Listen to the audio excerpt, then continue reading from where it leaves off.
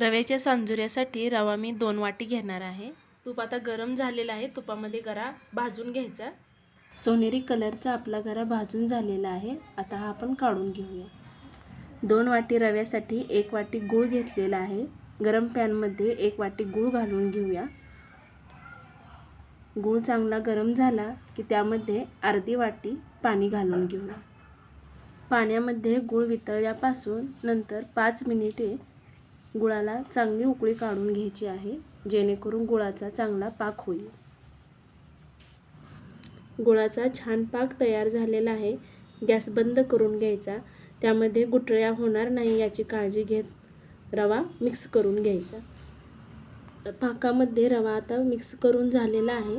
यामध्ये आपण सुंठ व इलायची पावडर मिक्स करून घेऊया। भिजवलेला सांजोरा हा 5 ते 6 तासासाठी भिजत ठेवायचा। त्यानंतर आपण त्याच्या शिदोऱ्या बनवणार आहोत। हाच भिजवलेला सांजोरा तुम्ही 5 ते 6 दिवस सुद्धा ठेवू शकता। रव्याची शिदोरी करण्यासाठी रव्याचा सांजोरा अगदी मऊसूत असा तयार झालेला आहे। आता आपण याच्या शिदोऱ्या करून घेऊया। रेग्युलर चपातीसाठी जशी कणिक तिंबतो तशी आपण इथे कणिक तिंबून घेतलेली आहे। कणिक जास्त वेळ तिंबून ठेवायचे आहे। कमीत कमी 10 ते 15 मिनिटं कणिक भिजत ठेवायचे, जेणेकरून शिदोरी बनवताना मऊ होते। तुम्हाला जर शिदोरी कडक हवी असेल तर त्या कणकीमध्ये थोडासा कणिक तिंबताना थोडासा गरा आणि थोडंसं 1-2 चमचा गरम तेल मिसळा, जेणेकरून तुमच्या शिदोऱ्या कडक छोटे छोटे गोळे तयार करून घ्यायचे। कणकीची अशी वाटी तयार करून घ्यायची। त्यामध्ये तयार केलेला सांजोराचा रवा घालून घ्यायचा आणि वाटी बंद करायची।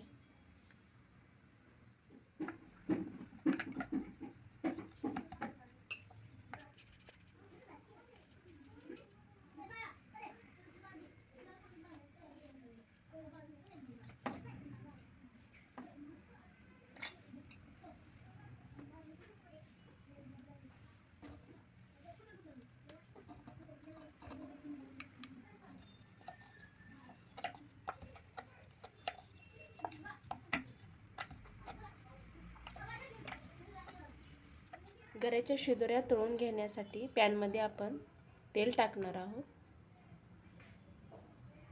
सर्वप्रथम पिठाची थोडीशी गोळी टाकून तेल गरम आहे का बघायचं। चांगलं तेल गरम झालेलं आहे। आता त्यामध्ये आपण तयार केलेल्या शिदोऱ्या तळून घ्यायच्या।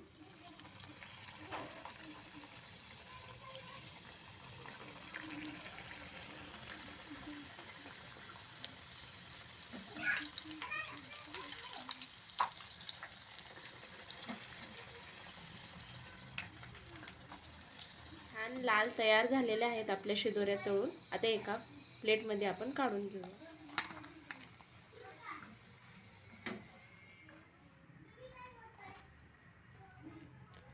अशाच प्रकारे सर्व शिदोऱ्या आता आपण तळून घेणार आहोत। छान मऊ लुसलुशीत आणि टम्म फुगलेल्या अशा रव्याच्या सांजोऱ्या तयार करून झालेल्या आहेत। कशा आहेत आपल्या सोनेरी कलरच्या मऊ गरम लुसलुशीत अशा रव्याच्या सांजोऱ्या तयार झालेल्या आहेत। तुम्ही पण एकदा नक्की ट्राय करा। आवडल्यास लाईक करा, शेअर करा आणि आमच्या चॅनलला नक्की सबस्क्राईब करा। धन्यवाद।